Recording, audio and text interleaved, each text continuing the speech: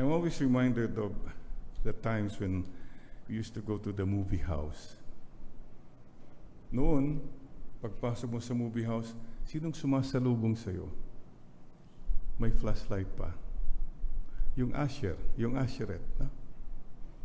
Sinisindihan niya madilim, tinuturo niya yung dito, opo. And you know what? We don't even know who he or she is. Yung usherette po, hindi pinaplaslight yung mukha. Hindi po. Pinaplaslight niya yung daan para you can sit down and enjoy the movie.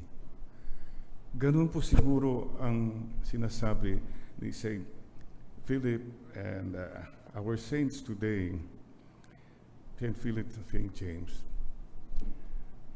Don't put the flashlight on yourself.